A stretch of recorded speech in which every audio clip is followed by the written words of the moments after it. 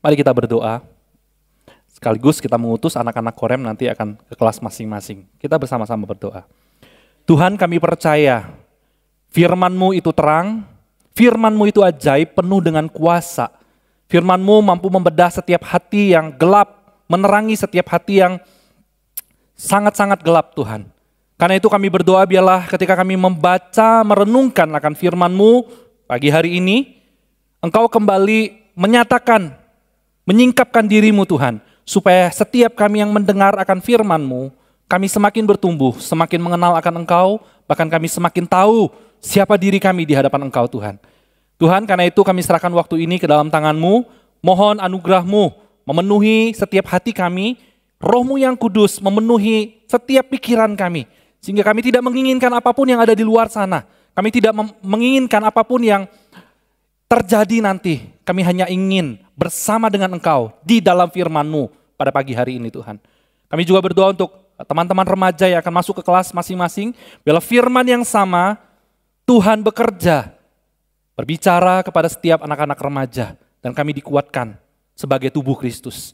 Terima kasih Bapa, kami serahkan waktu ini, dalam nama Tuhan Yesus kami berdoa. Yang percaya kita katakan, amin. Silahkan duduk Bapak Ibu, mungkin teman-teman dari remaja boleh ikut Losel Wendy di belakang. Oke, baiklah. Shalom, selamat pagi Bapak Ibu. Senang sekali ini pertama kali saya boleh menyampaikan sharing firman Tuhan di Kebaktian 5 GKI BSD, Saudara. Dan tema yang diberikan kepada saya adalah tentang kelahiran baru ketika setiap kita mencari, ketika aku mencari begitu ya, when I was searching. Saudara, firman Tuhan yang diberikan yang dilandasi dari Yohanes pasal yang ketiga. Mari kita membukanya. Yohanes pasal yang ketiga.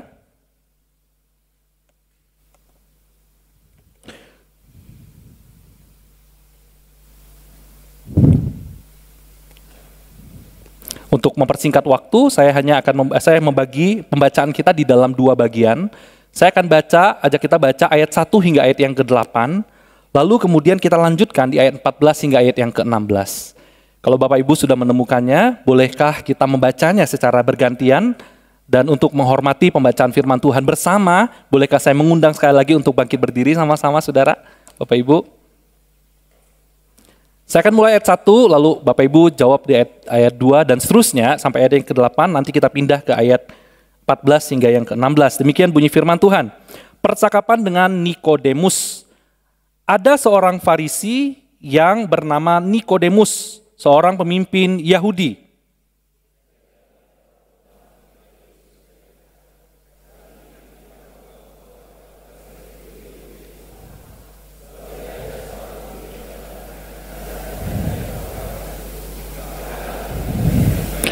Yesus menjawab, sesungguhnya aku berkata kepadamu, jika seorang tidak dilahirkan kembali, ia tidak dapat melihat kerajaan Allah.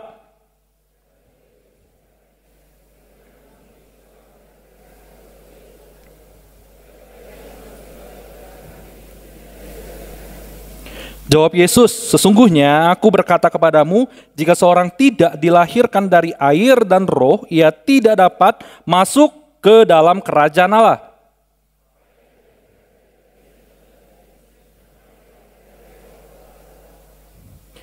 Janganlah heran, karena aku berkata kepadamu, kamu harus dilahirkan kembali.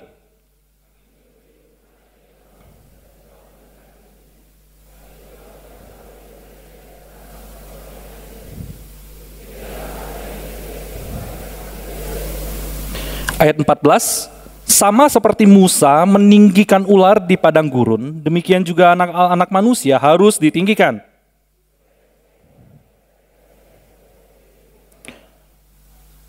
Sama-sama, karena begitu besar kasih Allah akan dunia ini, sehingga ia telah mengaruniakan anaknya yang tunggal, supaya setiap orang yang percaya kepadanya tidak binasa, melainkan beroleh hidup yang kekal. Amin. Diberkatilah setiap kita, silakan duduk. Diberkati setiap kita yang selalu membaca firman dan merenungkannya dalam kehidupan. Saudara yang dikasihi oleh Tuhan, Kebaktian 5 GKBSD ini baru bagi saya, begitu ya. Tadi saya berangkat dari Greenfield. Sempat mikir sih, kira-kira berapa lama ya perjalanan dari Greenfield sampai ke sini. Wah, sekarang kita udah canggih bisa ngelihat ya. Perjalanan itu berapa jauh bisa dilihat. Bahkan kita bisa pilih waktu yang sesuai, yang paling cepat atau mau yang paling lambat. Saudara, kita punya Google Maps. Dan saya tadi cek. Dan benar, saudara, Google Maps menuntun saya tiba tanpa terlambat. Dan saya tidak tersesat tentunya, saudara. Saudara kasih Tuhan, apa sih yang saya mau sampaikan di sini, saudara? Saudara, maksudnya begini, setiap kita sebenarnya hidup di dalam dunia yang sudah tidak asing dengan yang namanya mencari. Kita semua hidup, bangun pagi aja kita udah mencari, betul nggak? Kita mau masak aja kita tinggal cari, ChatGPT, tanya Google, tanya Gemini. Mau masak, masakan apapun ada di sana. Kita semua mencari. Tapi ada satu fakta yang ingin saya ajak kita untuk pikirkan dan renungkan bersama-sama begini, saudara.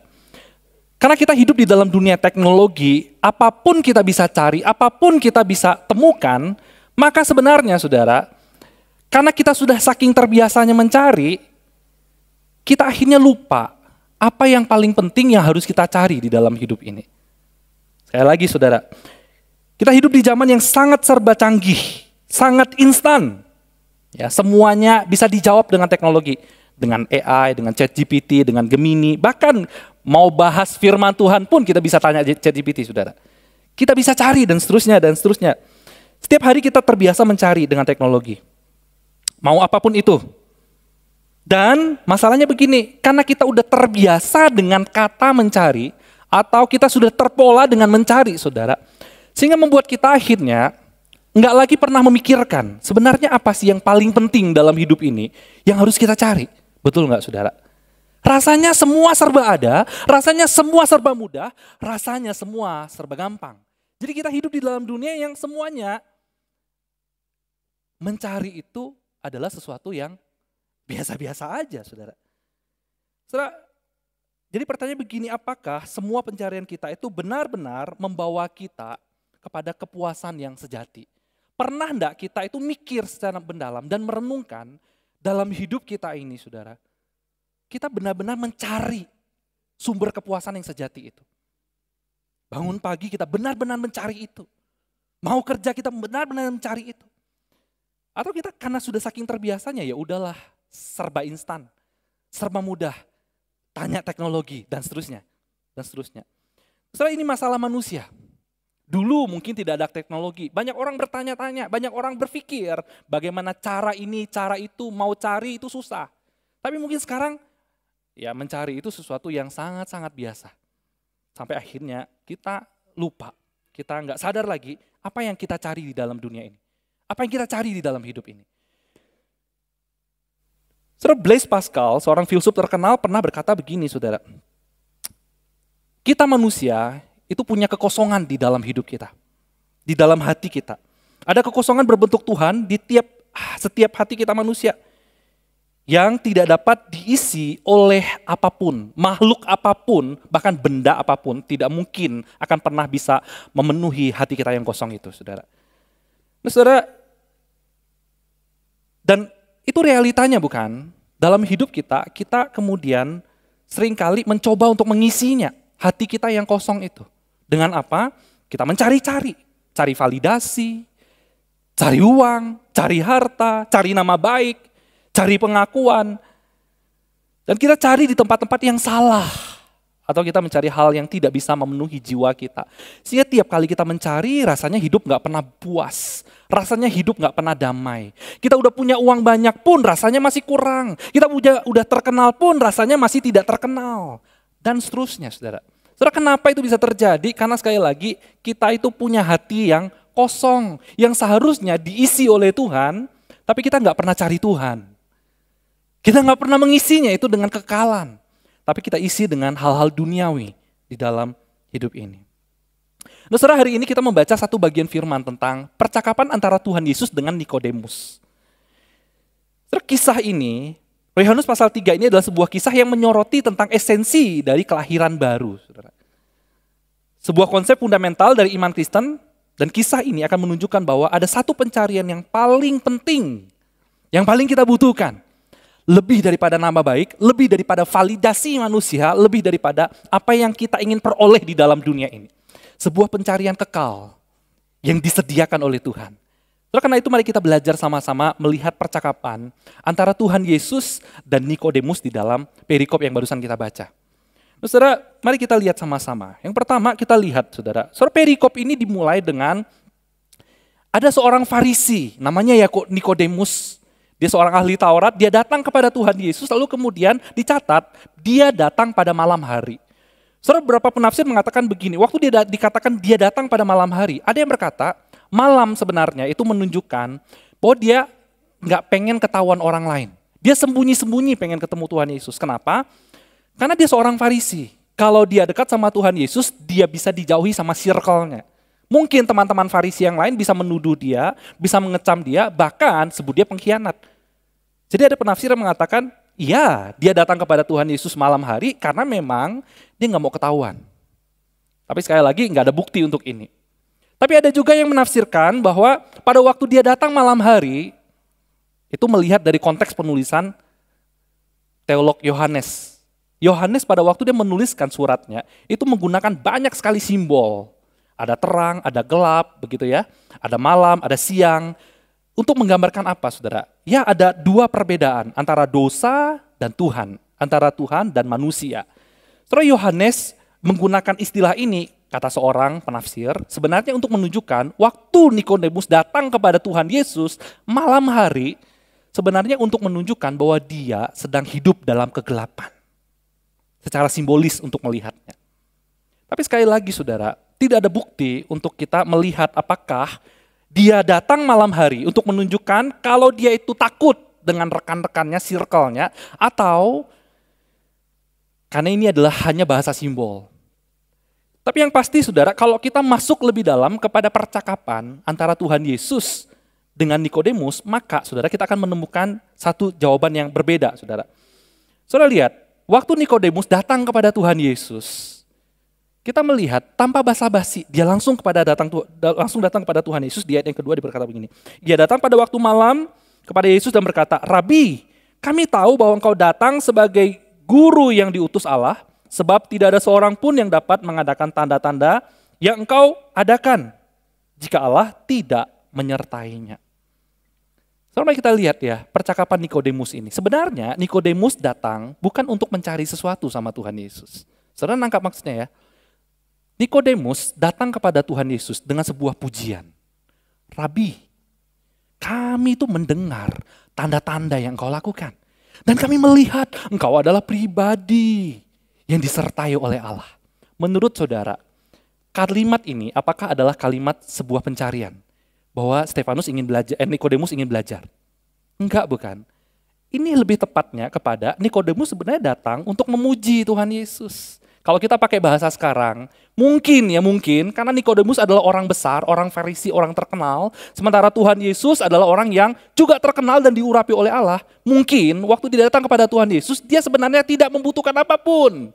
Dia sebenarnya tidak mencari apapun. Beda, saudara, dengan misalnya ya, orang kaya yang bodoh waktu datang sama Tuhan Yesus. Dia datang dengan satu pertanyaan, Tuhan, saya sudah punya harta, saya sudah lakukan spiritual, saya sudah lakukan hukum Taurat, tapi sekarang pertanyaannya bagaimana saya bisa masuk dalam kerajaan sorga? Ada pertanyaan. Saudara nangkap maksud saya ya? Dia datang dengan sebuah keingintahuan si orang kaya yang bodoh. Orang sakit datang kepada Tuhan Yesus juga langsung menyampaikan masalahnya. Tapi waktu Nikodemus datang kepada Tuhan Yesus, dia nggak menyampaikan masalahnya. Dia memuji Tuhan Yesus dengan positif. Dia menyampaikan tentang apa yang sudah dilakukan oleh Tuhan Yesus. Dia sampaikan tentang prestasinya, pencapaiannya sebagai Rabi. Nah, kalau begitu sekarang pertanyaannya, sebenarnya Nikodemus ini sedang mencari sesuatu enggak sama Tuhan Yesus? Enggak. Kalau mungkin kita pakai bahasa sekarang, kayaknya karena dia orang besar, orang Farisi, yang terkenal, terkemuka, dan Tuhan Yesus juga orang yang sedang viral, lagi naik daun, Nikodemus datang untuk networking sama dia. Tahu networking, saudara? Dia datang hanya untuk, ya udahlah, kolaborasi aja. Mungkin ya memang dia pikir, kalau dia bisa kolaborasi dengan Tuhan Yesus, networking aja sama Tuhan Yesus, mungkin dia juga bisa ikut terkenal, mungkin dia bisa membangun tempat pelayanan yang lebih besar, mungkin, saudara, banyak hal yang bisa dikerjakan dengan Tuhan Yesus. Networking sama Tuhan Yesus. Ya, Waktu dia datang sama Tuhan di malam hari itu, saudara, kemungkinan besar adalah Nikodemus hanya mau membangun kemitraan dengan Tuhan Yesus. Dia nggak sungguh-sungguh mencari Tuhan Yesus. Dia datang ke situ pada malam hari, tapi bukan buat cari Tuhan. Buat bangun kemitraan. Saudara, kita tahu dari mana? Kita tahu dari sini. Kalimatnya berkata begini, Nikodemus berkata, Rabi, kami tahu engkau adalah guru yang diutus Allah. Jadi dengan kalimat ini kita bisa melihat, saudara, bahwa sebenarnya Nikodemus di dalam pikirannya, dia tidak mengaku Yesus sebagai Tuhan. Dia tidak mengaku Yesus sebagai Mesias yang akan datang dan menyelamatkan. Tidak kebutuhan itu. Dia hanya memanggil Yesus dan mengenal, bahkan di dalam pikirannya, yang dia tahu adalah Yesus itu hanya rabi yang lagi viral. Hanya seorang guru yang memang sedang dipakai oleh Allah saat itu. Sehingga waktu dia datang sebenarnya, ya pengen numpang terkenal juga, pengen numpang viral, networking. Mana tahu dia bisa jadi orang Farisi yang lebih sukses, dapat pengetahuan, dapat ilmu yang lebih tinggi dari Tuhan Yesus. Atau mana tahu dia pun bisa tertular dengan ilmunya Tuhan Yesus. Bisa menyembuhkan orang sakit, bisa melakukan mukjizat. Bukankah itu hal yang positif? Nah, saudara dikasih Tuhan, sekali lagi, Nikodemus malam itu datang malam hari kepada Tuhan Yesus. Tapi dia tidak mencari Tuhan. Dia datang hadir hari itu, tapi dia tidak butuh Tuhan.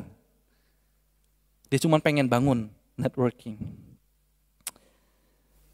So close, yet so far. Dia sangat dekat dengan Tuhan, tapi sebetulnya hatinya begitu jauh. Dia sangat dekat dengan Sang Juru Selamat, tapi sebetulnya dia sangat jauh. Nah, saudara dikasih oleh Tuhan, dia datang bukan connecting dengan Tuhan, tapi dia datang buat networking. Nah, bukankah ini jadi pelajaran berharga buat kita hari ini? Saudara, saya khawatir banyak orang Kristen hidupnya juga sama seperti Nikodemus. Yang mungkin dikenal sebagai orang yang memahami Alkitab, yang mungkin dikenal sebagai orang Kristen yang sudah lama sejak lahir, yang mungkin kita tahu teologi, kita baca banyak buku teologi dan kita memahami tentang karakter-karakter Allah secara spesifik. Tapi datang ke gereja, kita nggak sungguh-sungguh connecting, pengen connect sama Tuhan. Tapi kita cuma pengen bangun networking aja sama Tuhan. Numpang viral, numpang nyaman, numpang ibadah dapat informasi yang lebih baik. Numpang dapat teologi yang lebih keren, lebih bagus, lebih benar, dan seterusnya, dan seterusnya. Nah, saudara, ini pelajaran berharga bagi kita. Saya khawatir hari ini banyak juga dari antara kita mungkin, saudara, datang ke gereja tapi tidak sungguh-sungguh mencari Tuhan Yesus, sama seperti Nikodemus. Datang kepada Tuhan Yesus, datang kepada Yesus tapi tidak sungguh-sungguh menganggap dia sebagai Tuhan, tidak mencari dia, tapi hanya buat networking. Membangun kemitraan aja, numpang viral. Hari ini bukankah banyak orang seperti itu, saudara? Viral di sosial media, pakai nama Yesus, numpang. Mungkin kita mau cari teman seiman di gereja. Bangun networking dengan pengusaha, sesama pengusaha. Mungkin kita datang karena mencari kedamaian sesaat atau bahkan mencari jawaban atas masalah kita. Tapi tidak mau Yesus mengubah seluruh hidup kita. Mungkin kita ingin numpang viral dengan nama Yesus, posting ayat-ayat keren di media sosial, merasa bangga jadi orang Kristen, tapi menolak dihina atas nama Yesus, menolak memikul salib. Saudara, banyak dari kita mungkin hanya ingin bangun networking, tapi nggak mau connecting dengan Tuhan. Saudara, bukankah itu yang terjadi dengan Nikodemus hari itu? Malam hari dia datang. Dia nggak sungguh-sungguh pengen connect sama Tuhan. Dia nggak sungguh-sungguh pengen ditransform sama Tuhan. Dia hanya ingin bangun kemitraan. Karena itu ini menjadi pelajaran berharga yang perlu kita tanya dalam kehidupan iman kita sebagai orang Kristen hari ini. Apakah kedatangan kita ke gereja benar-benar ingin connect sama Tuhan atau kita hanya ingin bangun networking?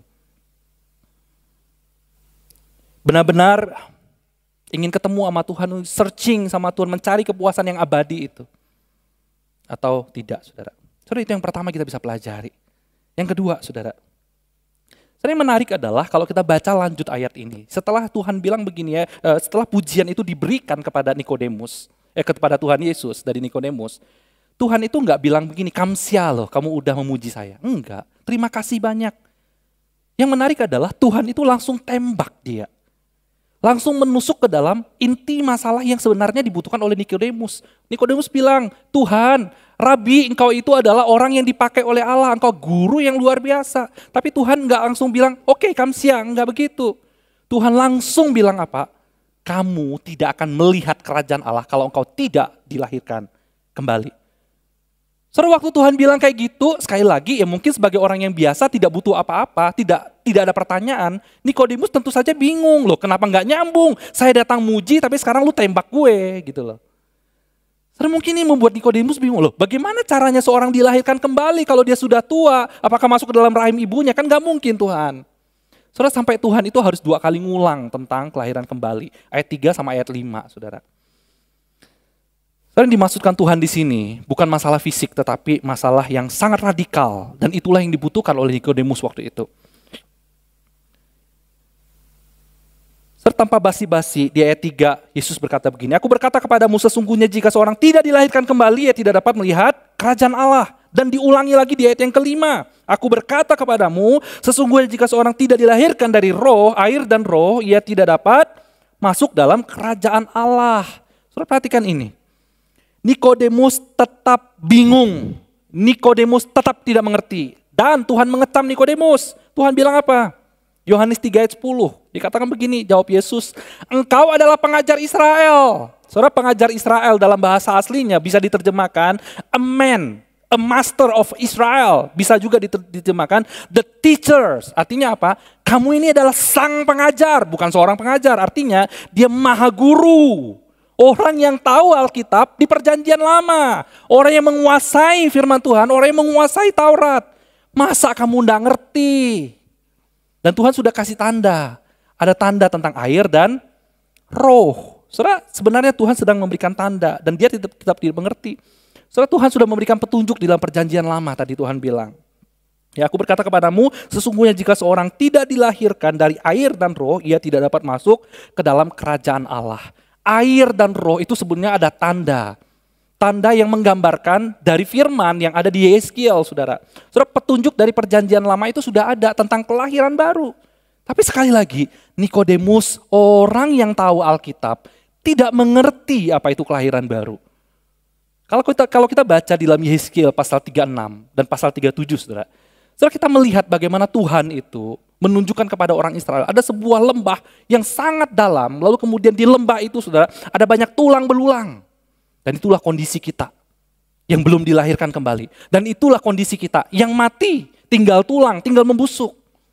Tetapi di pasal 37 saudara, Tuhan menunjukkan di tengah-tengah lembah yang dipenuhi dengan tulang itu, Tuhan menghembuskan nafasnya, Tuhan menghembuskan air dan mencurahkan rohnya, sehingga tulang-tulang yang tadinya udah seharusnya mengering dan membusuk saudara, tulang-tulang itu menjadi hidup, ada roh Tuhan di dalamnya, ada daging, bertumbuh kulit di sana. Dan itulah kelahiran kembali. Tapi sekali lagi Nikodemus tidak mengerti itu saudara. Nikodemus tidak mengerti itu. Nikodemus hanya berpikir kelahiran kembali sebagai sesuatu yang dilahirkan secara fisik. Tapi Tuhan sedang bicara tentang kuasa Allah. Dilahirkan kembali itu adalah bicara tentang kuasa roh Allah, bukan fisik. Radikal, itu terjadi dari dalam diri kita. Itu yang Tuhan maksudkan kepada Nikodemus. Sesuatu yang terjadi dari dalam diri kita. Bukan sekedar pengetahuan kita. Kita tahu Allah lebih baik. Kita tahu Allah punya karakter kasih. Bukan hanya itu. Tapi diubahkan dari dalam. Anugerah ilahi. Dan orang yang sudah dilahirkan kembali itu akan ada perubahan. Dari yang tadinya tulang. Hidup bergerak dipenuhi dengan roh Allah. Saudara, bagi Tuhan kondisi Nikodemus dan kita semua itu sama seperti tulang sebelum dihidupkan kembali. Bagi Tuhan, setiap kita itu seperti tulang ketika kita masih mati, ketika kita masih di dalam dosa. Yang mati, yang busuk, bahkan tulang yang kering, tidak ada harapan sama sekali. Kita tidak bisa menghidupkan diri kita sendiri. Hanya kuasa roh Allah saja yang bisa mengubah kita dan melahirkan kita kembali. Saudara, sekali lagi, ini sesuatu yang tidak bisa dimengerti oleh Nikodemus sekalipun dia tahu. Lalu Tuhan lanjutkan di ayat yang ke-8 dan Tuhan berkata begini, angin bertiup kemana ia mau dan engkau mendengar bunyinya, tetapi engkau tidak tahu dari mana ia datang atau kemana ia pergi. Demikian halnya dengan tiap-tiap orang yang lahir dari roh. Apa maksudnya, saudara? Saudara, maksudnya di sini adalah Tuhan sedang menunjuk kepada Nikodemus bahwa kelahiran kembali itu bukan atas kontrol manusia. Bukan karena kita sudah banyak belajar, banyak ke gereja, banyak melakukan perbuatan baik, lalu kita dilahirkan kembali. Saudara, kelahiran kembali itu hanya atas dasar inisiatif Tuhan dan dengan kuasanya Tuhan. Ketika kelahiran kembali itu dicurahkan, kita nggak bisa menolaknya. Kita nggak bisa melawannya. Seperti angin yang kita nggak bisa kontrol, angin yang datang kapanpun dan itu berasal dari inisiatif Allah. Itu kelahiran kembali. Dan itulah yang dibutuhkan oleh Nikodemus sebenarnya. Yaitu diubahkan dari dalam. Diubahkan, dilahirkan kembali. Nah, saudara, karena itu ada dua pelajaran berharga yang mesti kita pikirkan hari ini. Apakah kita hari ini sudah dilahirkan kembali? Kalau kita belum dilahirkan kembali, saudara, maka kita sama seperti tulang-tulang ini. Yang mengering, yang hidup tanpa pengharapan. Yang kedua, apakah kita sudah dilahirkan kembali? Jika kita sudah dilahirkan kembali, apakah tanda-tanda kehidupan itu? Kehidupan rohani, hatinya Tuhan, kasihnya Tuhan, kehidupan yang sudah diubahkan itu dapat kita cerminkan dalam kehidupan kita setiap hari. Soal yang ketiga kita mau lihat, soal percakapan gak berhenti sampai di situ. Ya, setelah menjelaskan tentang kelahiran baru, Yesus kemudian melanjutkan percakapan dengan Nikodemus dengan menjelaskan bagaimana kelahiran baru itu bisa terjadi. Sekali lagi Nikodemus tetap tidak mau dan tidak bisa percaya bagaimana caranya kelahiran itu bisa terjadi. Dan kalau kita baca di Yohanes pasal 3, saudara, Yesus menunjukkan tentang klimaks. Yohanes menunjukkan tentang klimaks apa yang Yesus mau sampaikan sebenarnya. Bagaimana kelahiran kembali itu terjadi. Kalau kita lihat di dalam ayat 14 sampai 16, Tuhan berkata begini, sama seperti Musa meninggikan ular di padang gurun, demikian juga anak manusia harus ditinggikan, supaya setiap orang yang percaya kepadanya beroleh hidup yang kekal. Karena begitu besar kasih Allah akan dunia ini, sehingga ia telah mengaruniakan anak yang tunggal, supaya setiap orang yang percaya kepadanya tidak binasa, melainkan beroleh hidup yang kekal. Nah, saudara lihat, ini adalah kalimat klimaks, inti daripada apa yang Tuhan sebenarnya mau sampaikan. Kita semua tahu ayat ini, bahkan kita udah hafal dengan ayat ini. Tapi ada nggak yang tahu tentang fakta ayat ini? Sebenarnya ayat ini tentang Yohanes 3 ayat 16, karena begitu besar kasih Allah akan dunia ini. Itu bukan disampaikan di dalam khotbah yang begitu rame, khotbah yang begitu besar. Tapi ini disampaikan kepada satu pribadi namanya Nikodemus. Soalnya Tuhan sedang mau sampaikan apa di sini? Nah, sebelum masuk ke inti Yohanes 3 ayat 16, mari kita perhatikan percakapan dengan Nikodemus yang agak sedikit nyeleneh sebenarnya. Nikodemus bertanya begini, bagaimana mungkin hal ini terjadi Tuhan? Dan Yesus menjawab, engkau pengajar Israel, tapi engkau tidak mengerti hal itu. Kemudian Tuhan berkata, kamu tidak percaya waktu aku berkata-kata dengan kamu tentang hal duniawi. Bagaimana kamu percaya kalau aku berkata-kata kepada kamu tentang hal sorgawi? Saudara, ini menarik sekali. Waktu aku bicara tentang hal duniawi aja, kamu nggak ngerti. Apalagi aku bicara tentang hal sorgawi. Jadi kelahiran baru itu yang dimaksudkan oleh Tuhan di sini adalah tentang hal yang duniawi. Apa artinya? Saudara, kelahiran baru itu hanya terjadi di dunia ini. Kelahiran baru itu hanya terjadi saat kita hidup di dunia ini. Kita mati oleh karena dosa, tapi Tuhan melahirkan kita kembali sehingga pada waktu kita dilahirkan kembali, ada tanda kehidupan di dalamnya, yaitu kehidupan bersama dengan Allah. Kita memancarkan kasih dan pikirannya Allah. Dan itu terjadi hanya di dunia, bukan di sorga. Jadi waktu Tuhan bicara tentang hal sorgawi dan duniawi, Tuhan bicara tentang hal kelahiran baru ada di dunia, tapi hal sorgawi itu adalah tentang nanti, tentang Yerusalem yang baru. Kalau sekarang aku bicara sama kamu tentang kelahiran baru aja, kamu gak ngerti, bagaimana mungkin sekarang aku bisa bicara tentang Yerusalem baru, kehidupan nanti. Kamu harus ngerti dulu yang pertama, step pertama. Tentang kelahiran baru. Yaitu apa yang terjadi di dalam dunia ini. Jadi saudara kalau mau dikatakan begini, kelahiran baru itu adalah pintu gerbang untuk memahami sebenarnya janji-janji sorgawi. Kalau kita tidak dilahirkan kembali, kita tidak akan pernah mengerti janji Tuhan tentang kehidupan kekal. Hanya orang yang punya sense, yang sudah dilahirkan kembali, baru bisa nangkep, baru bisa ngerti tentang janji kehidupan sorgawi itu. Jadi saudara, kelahiran baru adalah pintu gerbang untuk memahami dan mengalami janji sorgawi. Nah sekarang, mari kita kembali kepada penjelasan Yesus tentang ular tembaga. Yesus merujuk pada perjanjian lama, bilangan 21, ayat 4-9, saudara. Saudara, waktu itu, bangsa Israel terus memberontak, lalu kemudian dihukum sama Tuhan. Namun ketika mereka memohon ampun, Tuhan menyuruh Musa untuk membuat ular dari tembaga dan menaikkan ular tembaga itu di atas sebuah tiang. Lalu setiap orang yang sakit, kena bisa, yang akan mati, mereka menyembah kepada patung itu. Pada waktu mereka menyembah pada patung itu, maka disitulah mereka dipulihkan, mereka disembuhkan, mereka dilahirkan kembali. Saudara, apa maksudnya Tuhan Yesus? Kenapa kemudian Tuhan berkata tentang ular tembaga ini? Saudara, sekali lagi Tuhan mau tunjukin begini. Bahwa setiap orang yang sedang sekarat, yang perlu dilahirkan kembali, orang yang datang kepada Tuhan, itu akan dipulihkan. Tuhan sedang menunjuk kepada dirinya. Yesus sedang menunjuk kepada apa yang akan dia lakukan, yaitu pada salib yang akan nanti dia naik. Saudara, kelahiran kembali itu hanya bisa terjadi karena Allah mengutus anaknya yang tunggal. Supaya setiap orang yang percaya kepadanya tidak binasa, melainkan beroleh hidup yang kekal. Kelahiran kembali tidak terjadi karena kita rajin ke gereja. Kelahiran kembali tidak terjadi karena kita rajin baca Alkitab. Kelahiran kembali terjadi karena kita datang dan percaya pada salib Kristus. Di atas salib itu semua dosa kita ditanggung dan kita percaya padanya. Amin, saudara. Nah, saudara, itu yang Tuhan mau sampaikan.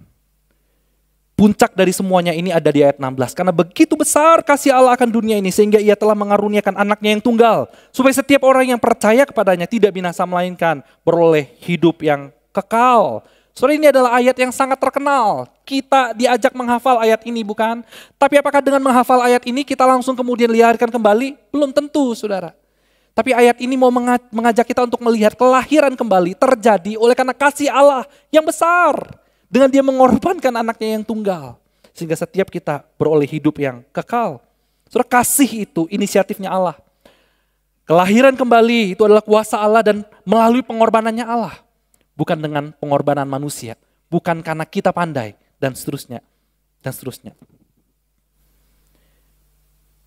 Karena itu saudara, waktu Yesus bicara tentang kelahiran kembali kepada Nikodemus, ada dua hal penting yang perlu sekali lagi kita renungkan.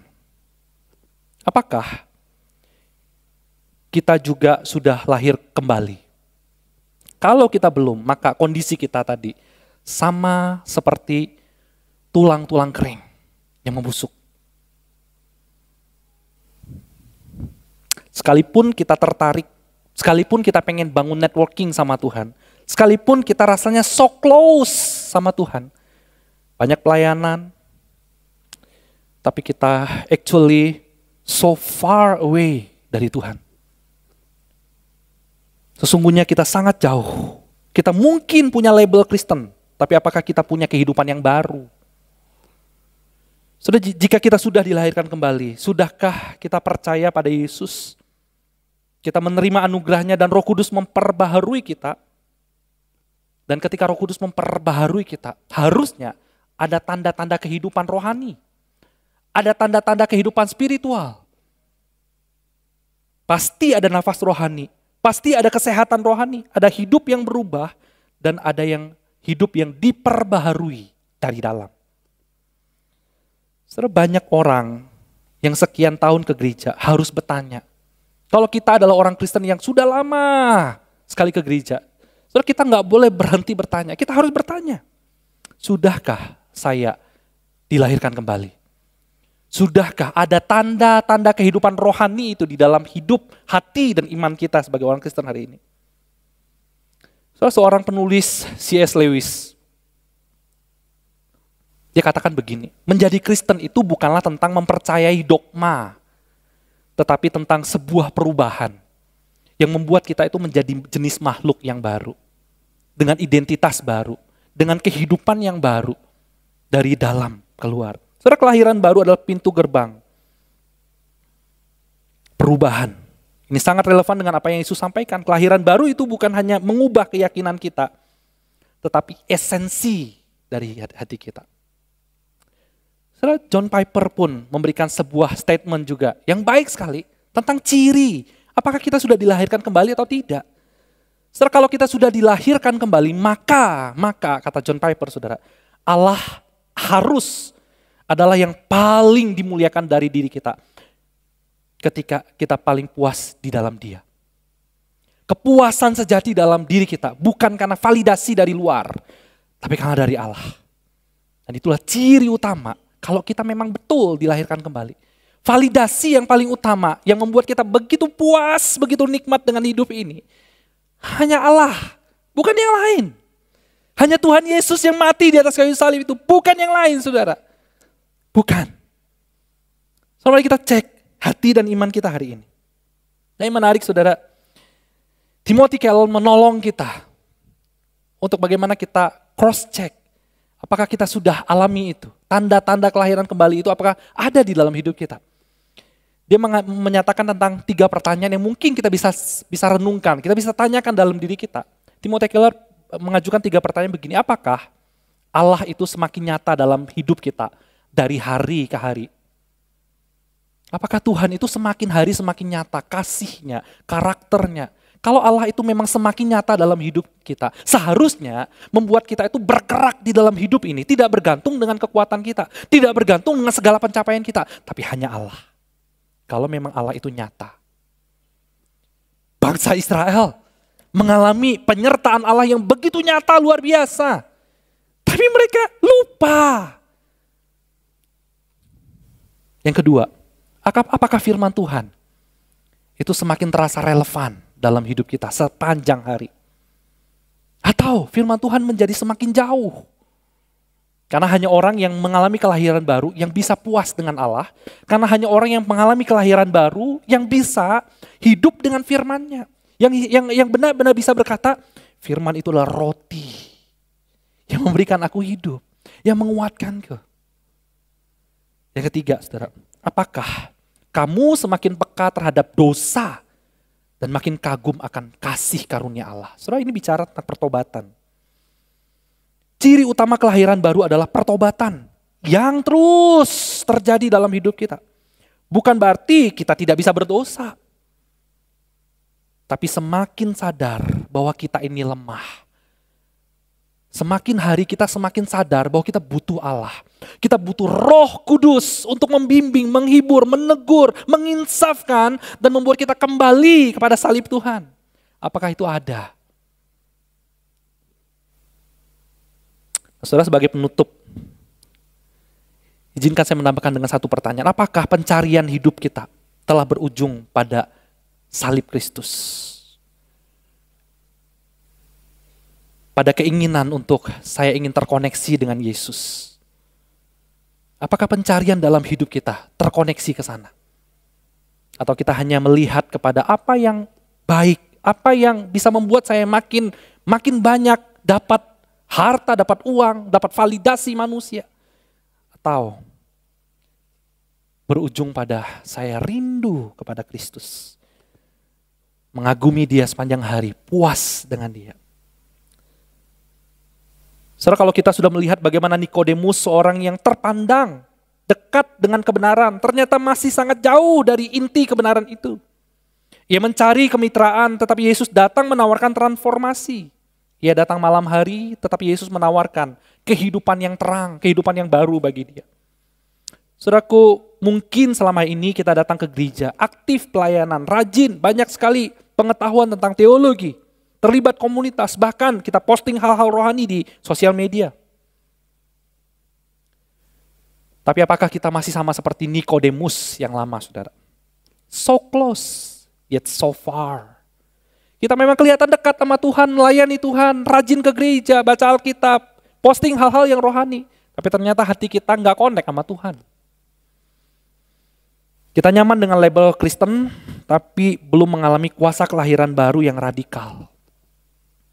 Hati kita masih seperti tulang-tulang kering tadi, yang tidak ada kehidupan rohani di dalamnya, hanya ada kehidupan duniawi.